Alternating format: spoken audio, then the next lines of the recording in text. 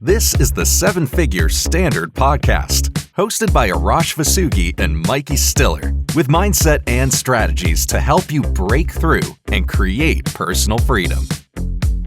Hello, everyone, and welcome back to the Seven Figure Standard Podcast. I'm Mikey Stiller, joined by my co-host Arash Vasugi, and we're so happy to be back with you for another episode. This week, we're going to be talking about commitment. You've heard us on past episodes talk about making an irrevocable, committed decision. You've heard Arash talk about being committed to your goal. So we're going to take a deep dive on commitment. Why is it so important to be committed? How can you stay committed? So Arash, give us like a brief overview of commitment and how important it is. Yeah, this is such an important topic to really understand on a deep level. There's some prerequisites to really setting yourself up to create the success you want in whatever area it is. And number one is commitment. Nothing happens until you're committed. I watch a lot of people when they first come to us and they say, I want X, but you could feel they're holding back. Holding back is not commitment. And we've got to commit with our whole being. Commitment is, I'm 100% in. I always tell my clients, if you're 95% in, you're 100% out. And a lot of people say that's harsh. I don't make the rules. Like, you have to be committed. I want you all to think about something great that you've achieved. Did you do that with weak commitment, or were you 100% in? I already know the answer. You have to be 100% in. Every cell of your being is in the spirit of what it is you're doing or what you want. And that's where commitment mixed with what I want the most creates massive results. But then under commitment, when you make the commitment, here's what's magical. Commitment demands courage and bravery. You're not going to fulfill your commitment if it's something worthy of you without courage and bravery. You're not going to do it in your comfort zone. Then it's going to lead to your standard. Nothing will happen. You don't build a standard without being committed to that standard, where I'm drawing that line in the sand, and this is where I'm going no matter what. I don't know how I'm going to do it. I don't know where it's coming from. And then the fourth step under commitment is, do I have the confidence to do it? It's an interesting question. I know any goal that I set, I don't have the confidence yet. If I already had the confidence, I'd already be doing it. But the one thing I do know is I'm capable of doing it. Why? Because if one person can do it, anybody can do it. Why? Because my wants come from the essence of who I am. If I want it and I accept it and I mix commitment, courage, and standard with it, it's a done deal. Arash, you mentioned how you can have someone tell you they're committed, but you can feel that they're holding back. Would you say that that is when someone has 1 foot in, 1 foot out, or they're testing the waters, or maybe they're unsure of something working, so they're just holding back a little bit before risking it all and taking that plunge? Or why would you say that people do that? Well, they hold back because they're afraid to fail. Yeah. That's why they hold back. Yet they're failing in the greatest way because they're afraid to fail. Mm-hmm. Now, when we're holding back, we don't give ourselves a chance. That's why you've got to let your dog out. I mean, when I talk about dog, it's capital D, capital A, capital W, capital G, exclamation, exclamation, exclamation, where you let your spirit take over. You are not thinking, you are being. And when you just say, I'm activating my I don't give an F muscle, this is where I'm going. That's a dog. That is where you're not holding back. I watch so many people, I said it earlier. They'll say, I'm going to do this when this happens. You're not doing it. You see, you've got to own your greatness. And greatness is something all of us should be striving for. It's not a destination. It's a journey of continuing developing our courage muscle, our bravery. Well, how do you develop courage and bravery?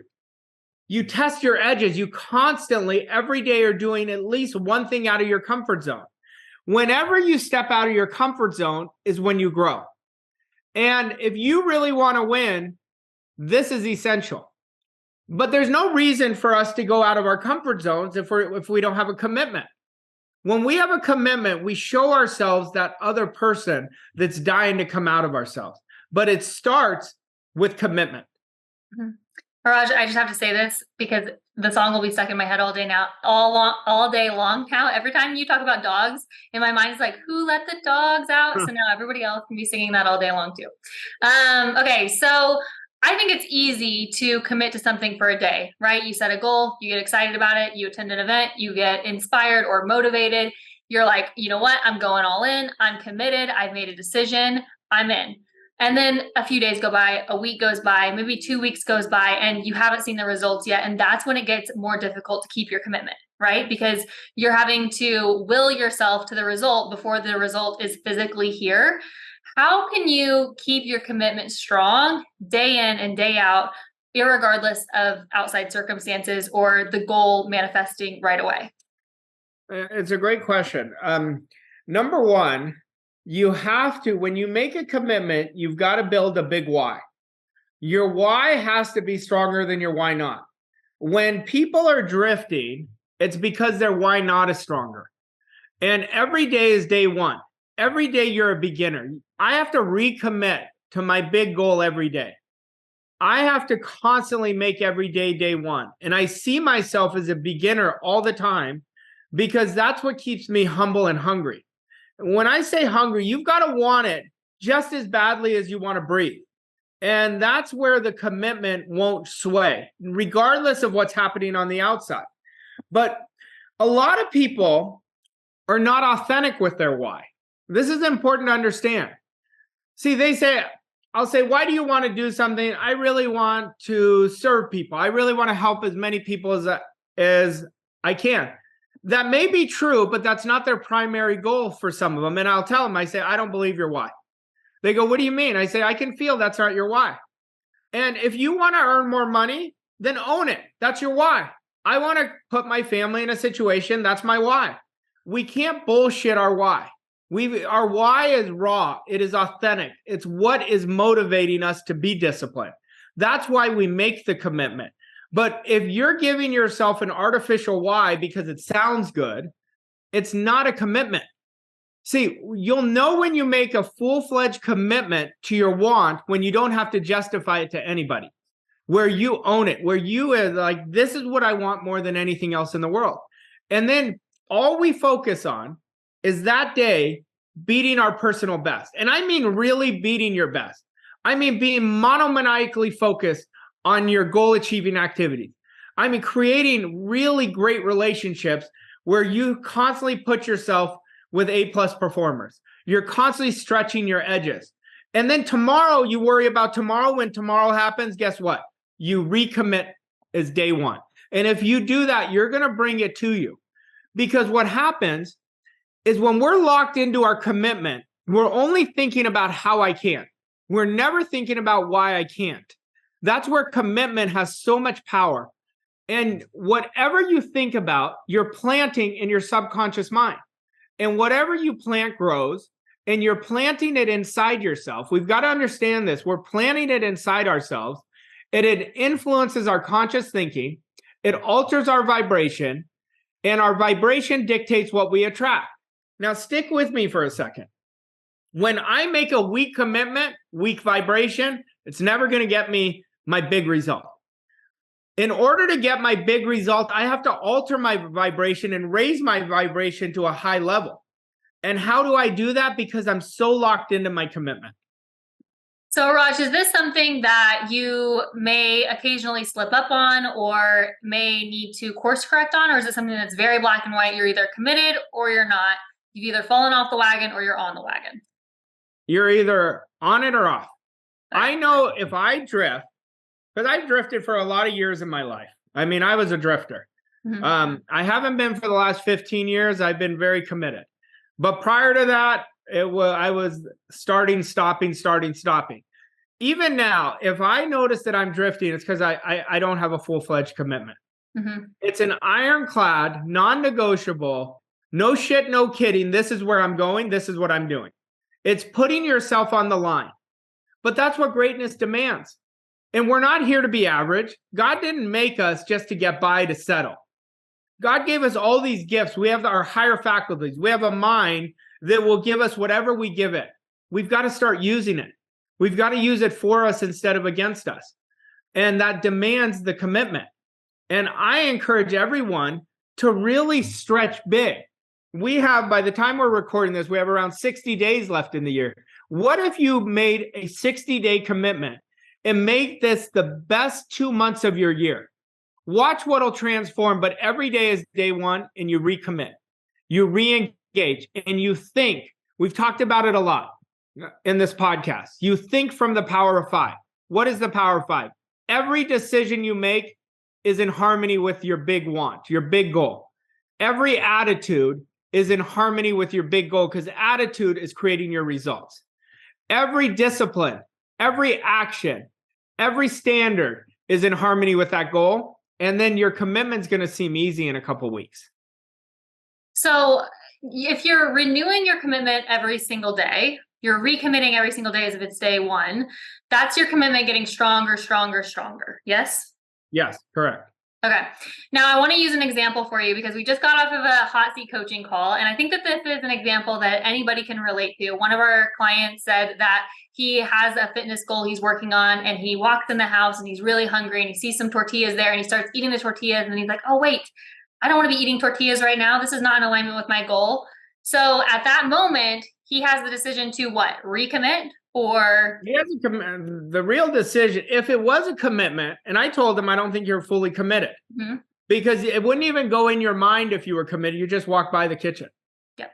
And what was his reasoning? He said, well, because my wife gets it for my children. I get it. Because my first thing is set yourself in an environment that requires no willpower. So I told him get rid of them. Yep. But because he has children, I said, just walk away. If you're really committed, you make every, this is what I mean by decision. You make every decision from your goal. And when you do that, you're going to set yourself up to win. I think the real problem is that a lot of times we make weak commitments and trick ourselves into believing that we have made a commitment or that we have a committed goal when really we don't. We have something we'd like to achieve. You know, it's a commitment. That's a good point. But that's when I say that's not a commitment. That's a wish or a hope. You know, when you make a commitment, because you have a healthy obsession towards getting better, towards saying no to things that do not serve for where you're going. So you'll know, you just have this knowingness. I know that I know that I know. No matter what's happening on the outside, it won't even impact you at all. You'll be like, oh, that's interesting. And then you readjust your plan, or you readjust the choice. This is why accepting and rejecting is so critical. See, we have to make our commitment into a desire. Why?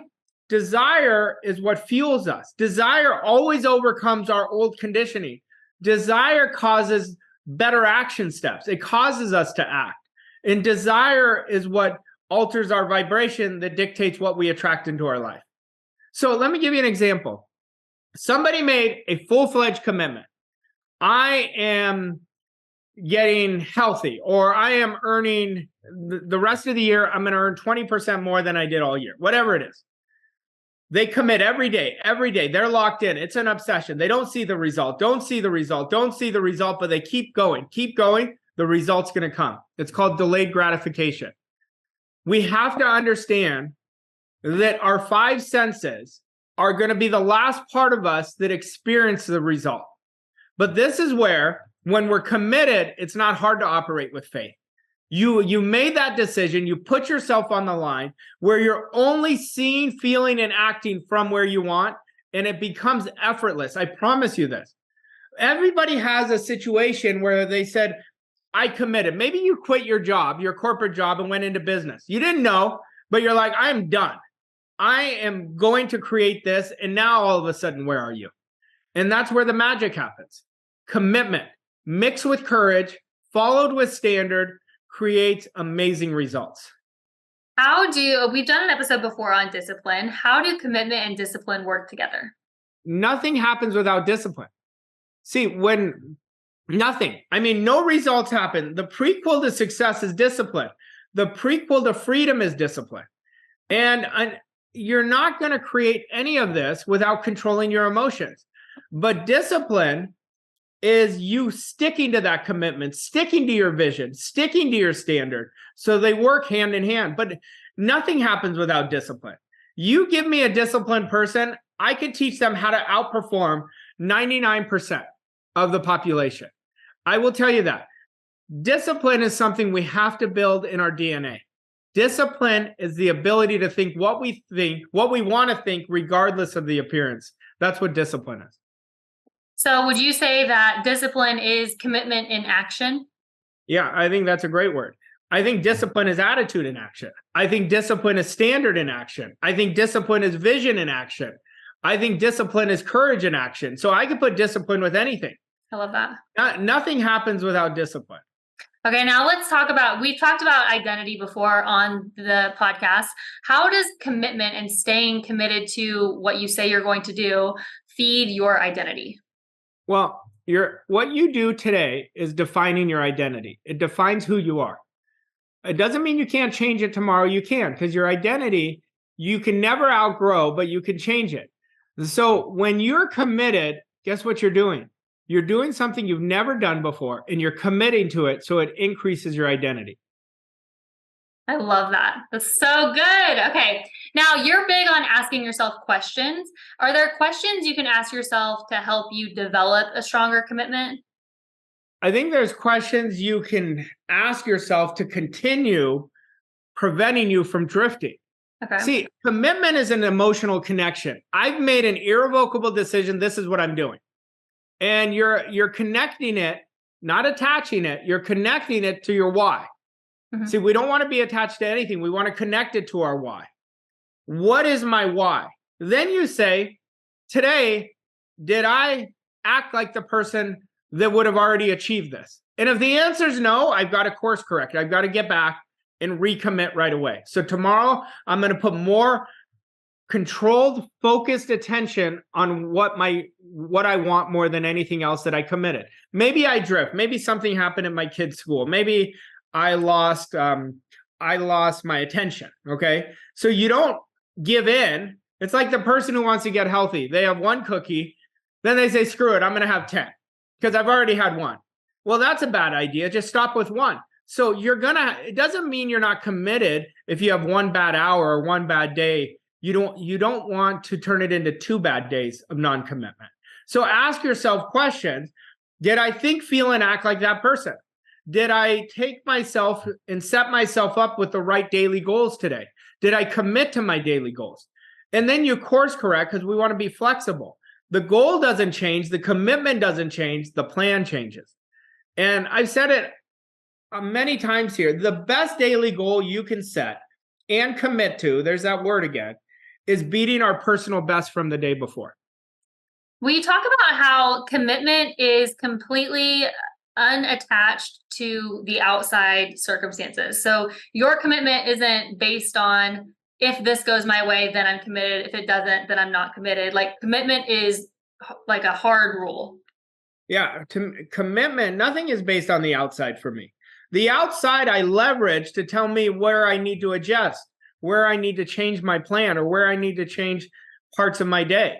But commitment is an intrinsic motivator. The commitment is connected to what I want more than anything else and why I want it more than anything else. But here's the deal. We have to do that deep internal work. The committed people are doing that deep internal work. Like, a lot of people listening to this have probably heard this story. Kobe Bryant was one of the greatest, if not greatest, basketball players of all time. Why was he in the gym at 3 a.m.? He was always striving for greatness because he had a great commitment. And whatever, if you watch a peak performer, an elite performer, they're always looking at how they can get better. Not what's happening on the outside. The outside is uncontrollable. Where we want to focus our attention is on our efforts, am I getting better? I'm always asking the question, where can I get better? And every elite performer is always looking on what can they get better at. All right, Iraj, let's get into the action step for today. Well, the action step is make a ironclad commitment to yourself for the next 60 days, what you're going to commit to doing. And this is your commitment, but remember, connect it to a why. After you make the commitment, say, what is my why? Make the why so strong, because remember, If the why is stronger than the why not, you'll win. If the why not is stronger, you're going to slip.